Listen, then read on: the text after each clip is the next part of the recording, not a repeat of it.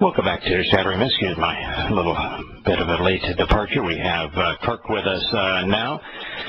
For those who may be, good morning, Kirk. For those who may be interested in the process of trying to resell a house that I thought was sold. You know, while we were on vacation, we had a buyer that put it in escrow, and he canceled yesterday. And so we're back preparing the house for sale, and we have an appointment immediately after this program. So I'm a little out of breath. I was running to get the home prepared for the prospective buyers. Ever been in a contract situation where one party said, you know, I know this is what I committed to do, but I'm not going to do it? Oh, yeah. I've sold houses, bought houses. Oh, yeah. You know, I've been in 120 escrows because I've built 20 homes. I've bought and sold another 20 homes. And I bought between boats and airplanes, 10 boats, 10 airplanes. And so there's an escrow on the buy and the sell on all of those things. Mm-hmm. That's 120 of them. Uh-huh. First time I've been in one where one of the two parties reneged on the deal. Uh-huh. So, you know, I think it's germane just very tangentially to this program in the sense that Yahowah established a deal with Abraham, with Isaac, with Jacob, with Israel, and with the rest of the world through them. And he has consistently honored the terms and conditions of his agreement and stood fast by the benefits for those who would accept the terms and conditions of that agreement. But throughout history, virtually all humans have reneged, disavowed, or wholly ignored, many opposed, the terms and conditions of that agreement. And the purpose of following Christianity is to disavow that agreement and to besmirch its terms.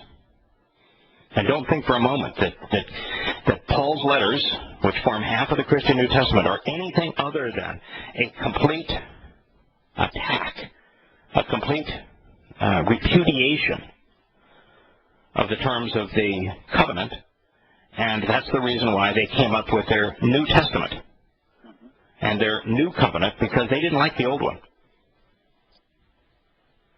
And so Christianity is a wholesale rejection of the terms and conditions and of the covenant agreement itself. Yeah, it was quite a revelation when you put it all together. It really is. There's no other reason for it to be there.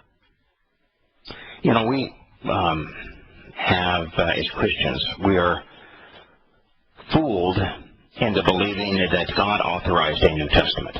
Mm-hmm. And we're fooled because a pastor will, on occasion, quote Jeremiah 31. Mm-hmm. And he'll say that there's the establishment of a new covenant. But it doesn't say that, does it? No, it doesn't. No. It says renewed. Kadosh is the Hebrew word for to renew, to reaffirm, to reestablish. So he's reestablishing his covenant. He's not creating a new one. No. But in addition to that, the Christian church and Christianity is with Gentiles, is it not? We talked about at the beginning of this program. Almost all Christians are opposed to Jews in Israel. Mm-hmm. And what does the covenant in Jeremiah 31 say that the renewal and reaffirmation will be with? Yehudim and Israel. You are precisely accurate. Yehudim and Israel. That's who it says the reconciliation, the reaffirmation of the covenant will be with, not Goyim. Well, certainly not a church. And then it goes on to say that there will be one difference between the covenant as it was established with Abraham, with Isaac, with Jacob, and with Israel, and this reaffirmation of the covenant. Do you know what that one difference is? Only one difference. Well, he's not going to put it in a drawer in a motel room. He's going to put it in your heart. So. Correct. speaking of the Gideon Bible,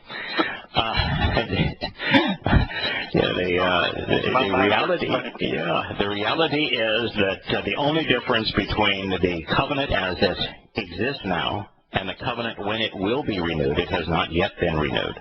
It will be renewed. There is therefore no such thing as a renewed covenant or a New Testament because it has not yet been renewed. This has not yet happened. It's going to happen in year 6000 Yah, 33 CE on our pagan calendars. That Yahowah is going to take his Torah, specifically, his teaching, his guidance, and rather than making it available to us, which it is now, so that we can choose to observe it, we can choose to study it, we can choose to read it, we can choose to think about it as we're doing now, and we can go to it, he's going to put it inside of us.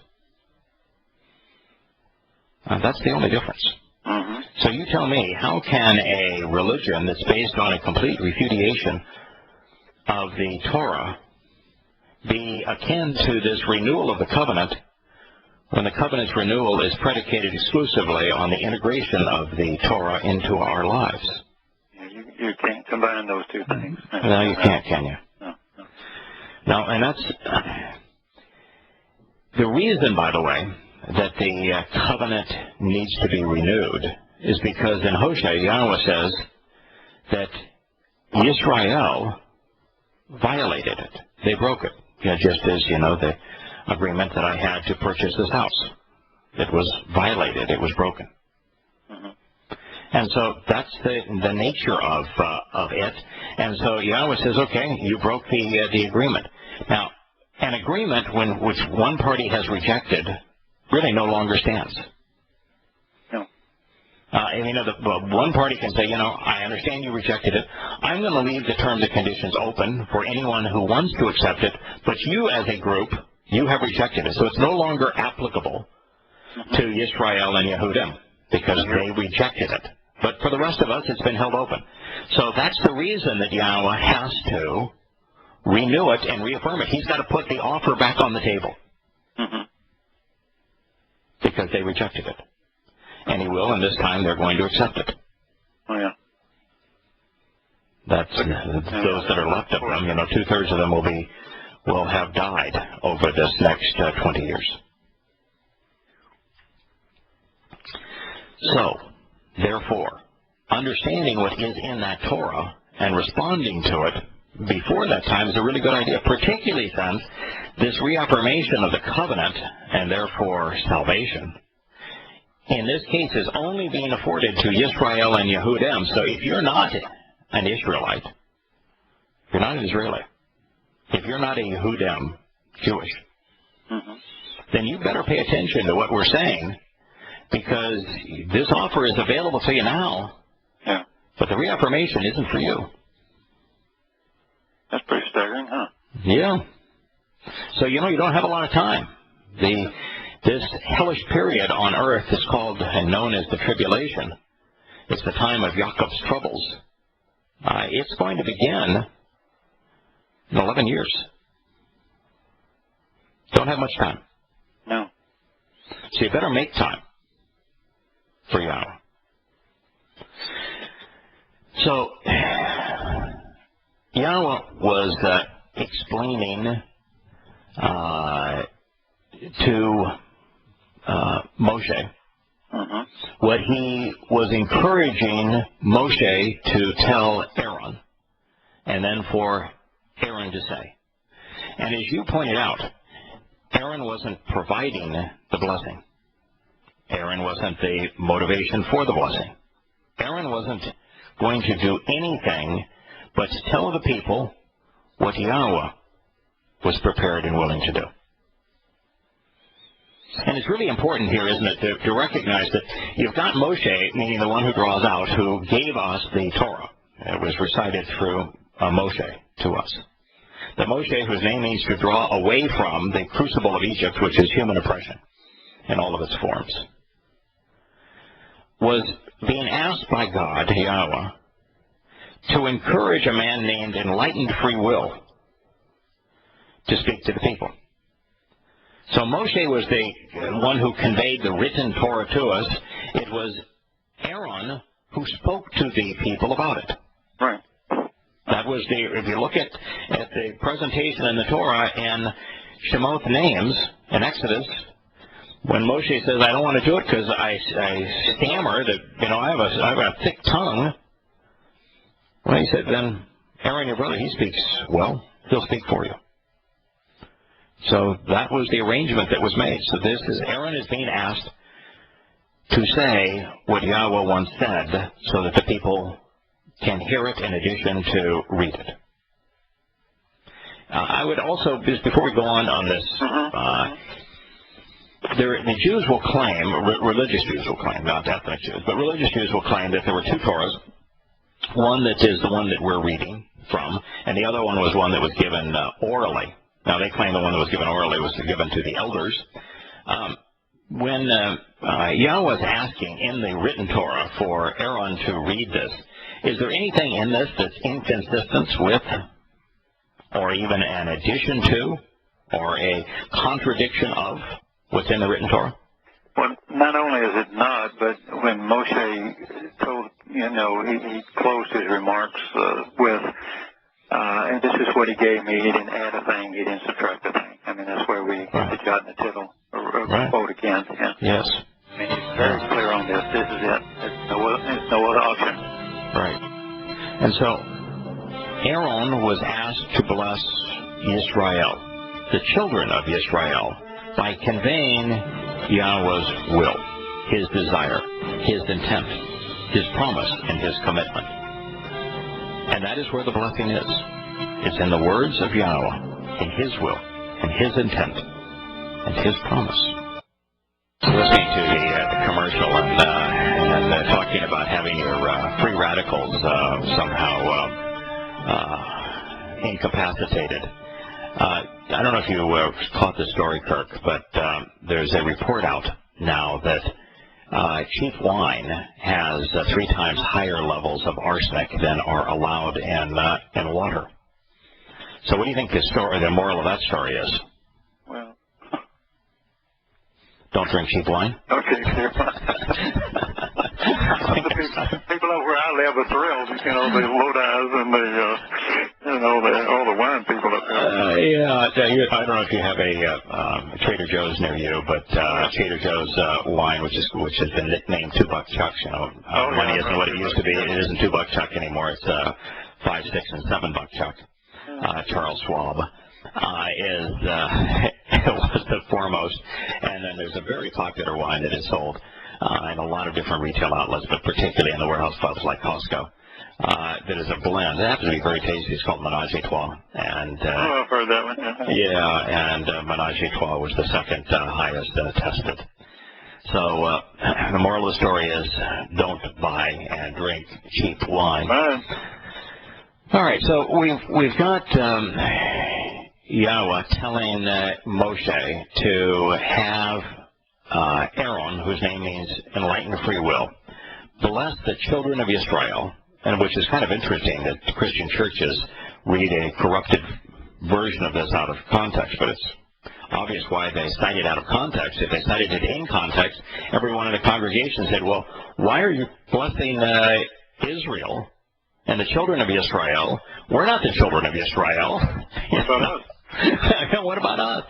Well, you see, this is a blessing for the children of Israel, and the only way to become a child of Israel is to read the Torah and follow its directions. So here's where we were in the discussion here, and it says that Yahowah wants to kneel down in love to continually bless you, desiring to lift you up forever for your benefit. And he has decided to actually and continually focus upon you. So those are the first two things that are expressions of Yahowah's will and desire. They repudiate the religious notion that we get down on our knees to lift God up in praise. They repudiate the notion that man should ever be on their knees before God. Now, it doesn't refute the notion that if you're an individual and you on occasion, and I do on occasion, want to say, I am really appreciative of what you've done on my behalf, on our behalf. What a marvelous plan. I really enjoy your Torah guidance. This is fun spending time with you. To say those kind of things are the kind of things we would say to a father. We're not praising our Father. We're not praising God per se. We're just expressing a genuine, heartfelt appreciation. And admiration. Yeah, an admiration, a respect and admiration and appreciation. Nothing wrong with that. No. It's a natural and appropriate thing to do. But when you get into the religious kind of praise, oh God, public declaration, I lift you up in praise. Rubbish.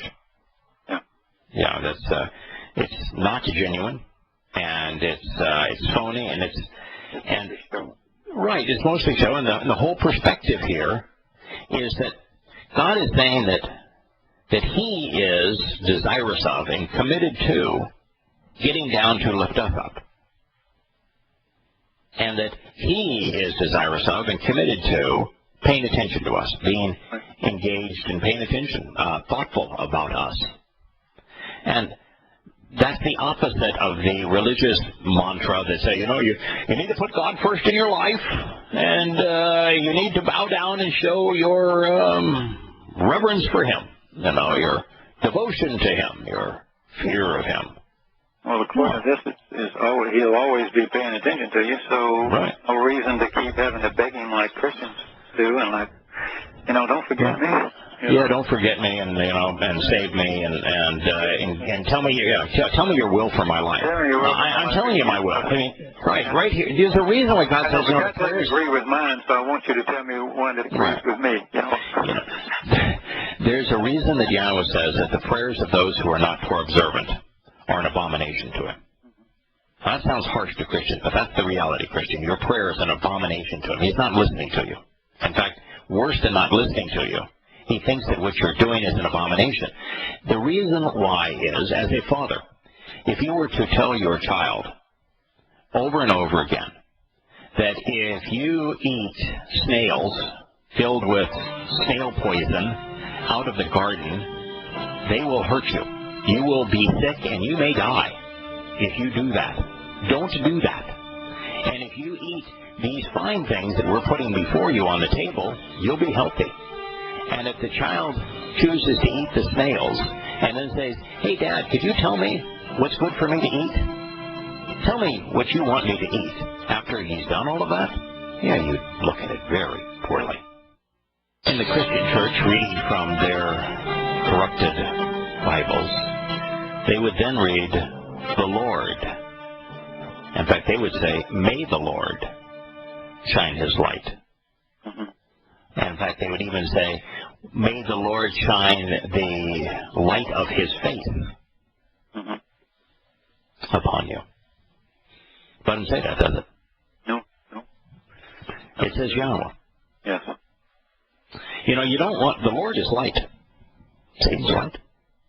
Oh, the Malach? Yeah. You don't want Hasatan to shine his light on you. He did with Muhammad, he did with Paul, and look at the result. You don't want to do that. No, so it's Yahowah. And Yahowah said He has chosen to always shine the light. And this is Or, the Hebrew word for light. Right. It is a transforming light because this was written in the Hiphil stem, where God is. The Hiphil stem is slightly different than the Niphil. We talked about the Niphil and the Hiphil. It sounds kind of funny talking about these words, but the Niphil and the Hiphil. Kind of a Danny Kaye routine. Right. The Niphil puts is putting the speaker is putting the person he's speaking to into action, influencing them with the action of the verb. The Hiphil is even more relational, because with the Hiphil stem, the subject is causing the object to be like them, a second subject. So Yahowah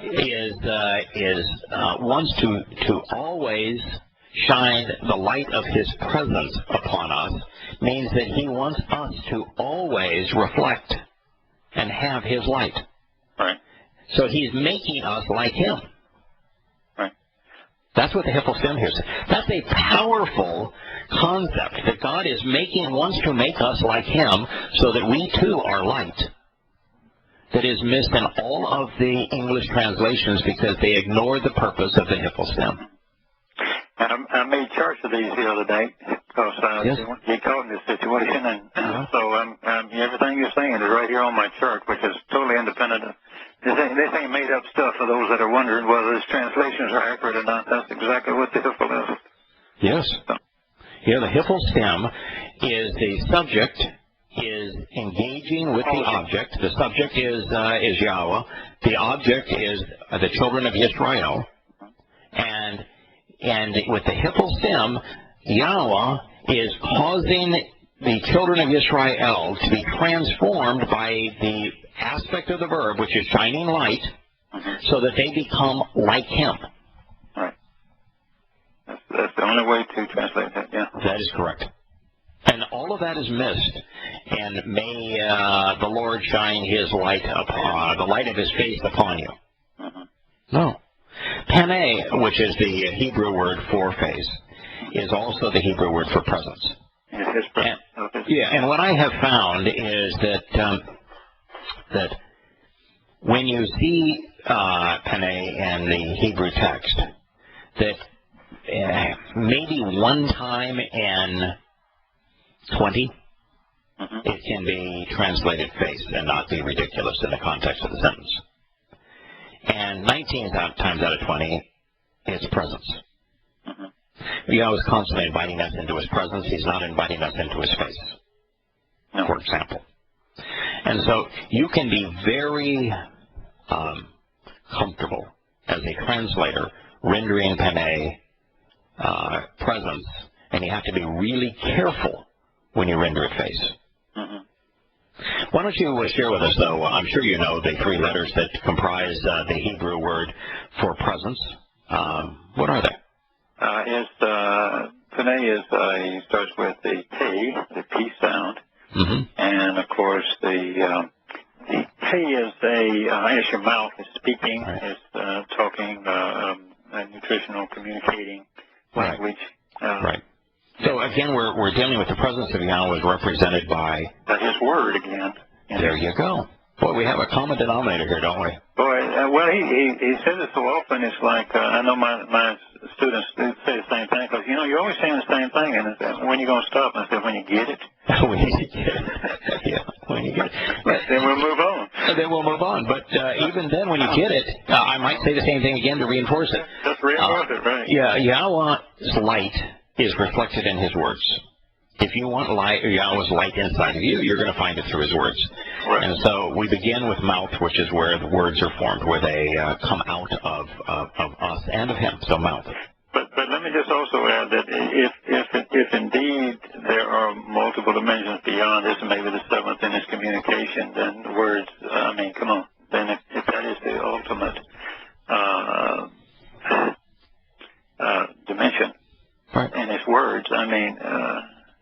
Pay attention to it. It was certainly, I would pay attention to this, man. Exactly. Right, I pay attention to this. What is the nun? The nun is such a fascinating letter. The nun, of course, is the seed. It stands for inheritance. We understand it as an inheritance of a generation or a heir, the continuation of families, because they're depicting the. Have you ever seen a seed depicted with a squiggly tail going out to the side, as opposed to a straight line going down? No. No. And the nun is it's got a round dot, if you will, and a squiggly line that goes out to the right side of the dot, horizontal to the dot, doesn't it? Yeah, right out of your modern day textbooks. Of a sperm, correct? Yeah, it's not drawn. I know that if you go to the online sources, they'll say that it means seed, that it's drawn as a seed. No, it isn't. No seed ever looks like that. It's drawn as a sperm. It's drawn as a sperm 3,500 years before man knew what a sperm looked like.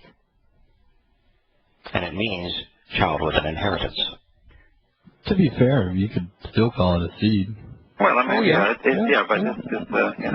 but but what I'm saying is that a sperm is still a type of seed. Of course. But I think it's. But now you're extrapolating from the primary meaning.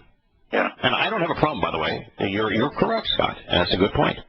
That when you talk about casting your seed, and the seed of life, it's sperm. And Yahowah uses zera, the Hebrew word for seed, to talk about offspring and children. So there's a direct correlation here between these things.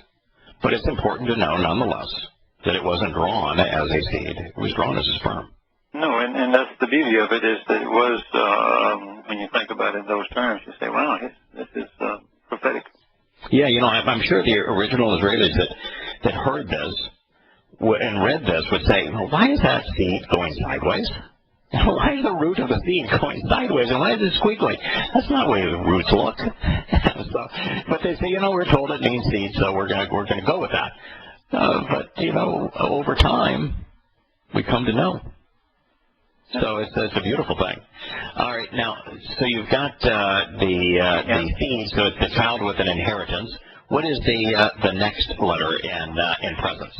Well, after that you have the hey, which is obviously it's a picture of a person standing up, ready to walk with their hands up to behold. It's a AH sound or EH sound. It's the person reaching up. It's male or female. Right. To observe, to notice, to behold. Right. Greatness, perhaps. Yeah. As a matter of fact, it's in Hebrew, the name of the letter means to pay attention, to look up and pay attention. Well, and so say hey. Yeah, hey. Yeah, that's right. That's funny. Yeah, hey means pay attention. Look at me right now. Pay attention. Hey, I want you to pay attention. So PNH would mean that those who pay attention, who look to and engage with the words of Yahowah, become children with an inheritance. And when that happens, don't you get to reflect Yahowah's light? Well, you would be like him. Yeah, exactly. Like light. So the letters that comprise the word tell us exactly what's happening here. You probably also analyzed or, the Hebrew word for light. Yeah, it's got the ain in the beginning. Now, this should have a... By the way, there's two different ways that I've seen or written. One is with the ain and one was with the alf. So originally I had it with the aleph, and then I put the ain because I found it more with the ain than I did the other. But I like it better with the ain than I like it with the aleph. Both work, but let's just go with the ain because I think it is more indicative, particularly in this context. And of course, the ain is a eye. So observant. It's a perspective. Observing. To know, perceive, to see. Right. So you could actually see. If you want to see a manifestation of Yahowah, you would use your eyes. If you want to see him in his testimony, in his Torah, you would use your eyes to read it. Correct. Right. If you wanted the proper perspective to understand who Yahowah is and what he's offering and how we engage, the eye would be the way that you would convey perspective.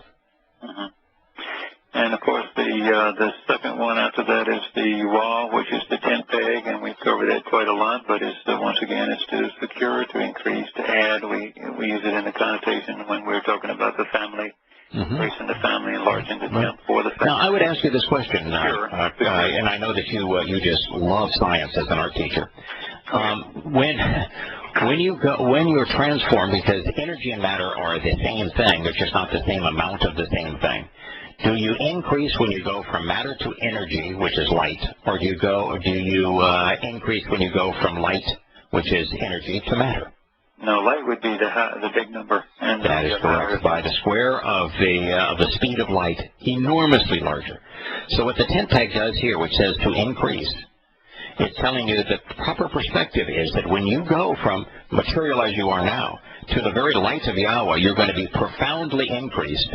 And what does the wah mean in Hebrew? And the wah is to increase. To increase. Don't you like it when it all fits together? Yeah, it's hard to find. You can't find flaws in this stuff when you really take a look. I was once told, and this unfortunately was told by a Christian teacher, but the symbolism fits, that if you look at that which is of God, like the lily, the closer you look, the more beautiful you'll find it. But if you look at the things of man, like the head of a pen, the more closely you magnify it, the more likely you are to see flaws. Yeah. And so, in the case of Yahowah's testimony, the more closely you examine the jots and tittles, the more beautiful it looks. And then we have the rosh. And then the rosh, which is the face, the head is one that's engaged, obviously, because we're talking about something with senses, the eyes, the nose, the eyes, the mouth, the ears, to hear, the eyes, to observe. Right. So if you observe the vision of Yahowah from the proper perspective, you're going to be increased like light. Welcome back to Shattering Myths. We have Rob, who is called in from Michigan, who has a question on the Lord, on Hasatan Halal ben Shakar. Go ahead, Rob. Hello, Craig and Kirk. I really appreciate what you guys have been doing the last few weeks. It's exactly what I need. I need to go over and over and over it just so it sinks in, because I have a learning disability, so it really helps me that you guys get so detailed into every letter and, the representation of it. Rob, we all have a learning disability of one sort or another. I know I do. And my primary learning disability is the fact that I was brought up indoctrinated with an entirely different perspective than Yahowah is offering in it. It takes a lot of work to shed it, and I'm a very methodical and slow translator because I like to think about all the things that could possibly be being conveyed. But I will tell you, Rob, that my experience on, and I think this is probably Kirk's too, Yes, sir. on repetition, is that I have never in my life gone through a passage a fifth, sixth, seventh, or eighth time and not learned more on the last time through than I did on the first time through. Yeah, it's amazing. I've been listening to the archives for the last 4 years, and it's just amazing on what's opened up in just 4 years. Yes. Yeah. Oh, yeah. Our understanding has grown immensely, unfortunately, because that's the whole purpose. You want to grow. Absolutely, yeah, and I'm sure we're going to be growing all the way up until the time we go on with our Father. And then even after that time, we're going to continue to grow, because you have to. That which doesn't grow dies. The only way for us to be infinite is to continue to grow. So I expect that we will continue to learn and to grow and to gain an understanding and enjoyment for now until throughout eternity. Yeah, I agree with you there. I consider myself coming to know Yah through the back door, I would say, because I've had such a destructive life and abusive life, and I have a real learning disability. I'm dyslexic, so it's hard for me to read, and I'm ADD, so it's hard to pay attention sometimes. But so this really, like I said, helps me out. Going into detail. I used to go through a whole class, and then the teacher, I'd ask her then, what did you just say? And she'd have to explain it to me again. Yeah, I have one son who struggles with ADHD, and I have another son that struggles with dysgraphia, which is the symbol version of dyslexia. It doesn't juxtapose letters, but it causes difficulty visualizing symbols, and both have done. It takes a lot more effort and focus. It does. You really got to want to do it. Both of them are very smart. They both overcome those learning disabilities, and neither of them are held back by them. But it does require more effort on their part than it does on the part of others. I think that's probably a good thing, because our efforts is always rewarded. Absolutely. It's just for sure statement is you don't have to be really intelligent to come to know Yah. You just got to want to know Him. Right. So, right. Regardless, you guys have been talking the last couple of days about the world and how it's become so evil. And I listened to the first and second show. I actually was working 2 jobs and quit one just so I could study more. And I want to know, Satan's? What's Satan, or Halal Ben Shakar? What's his role in this whole? Yeah, I think he's going to be given greater leeway. I think right now, Halal Ben Shakar has enormous restrictions put upon him. And I think that far too many people blame him for things that he has nothing to do with. But I think that those restrictions are going to be reduced, and I think he's going to be far more aggressive than he has been in the past. I think he's going to have one restriction remain, and that is he's not going to be able to mess with Yahowah's children. Right. So if you're a member of the covenant, he can't screw with you. And I think that's important. But he's going to be far more engaged on the human stage and within the lives of individuals, particularly the Torahless one, than at any time in human history, maybe with the exception of the Romans from the 1st through the 3rd century CE. Right. Well, as I go back and study in the Torah and basically learn about it, I noticed that back then it seemed to be like it was more supernatural or something. I mean, with Moshe basically leading, splitting the Red Sea and holding the staff up, and even though I know what the purpose of it was, they still got bit, and there's some magical thing that happened to where they didn't die. Yeah, I agree. There were, particularly through the Exodus, Yahowah was very demonstrative in their lives. And so there were many what we would call miracles at that time. We'll be back tomorrow.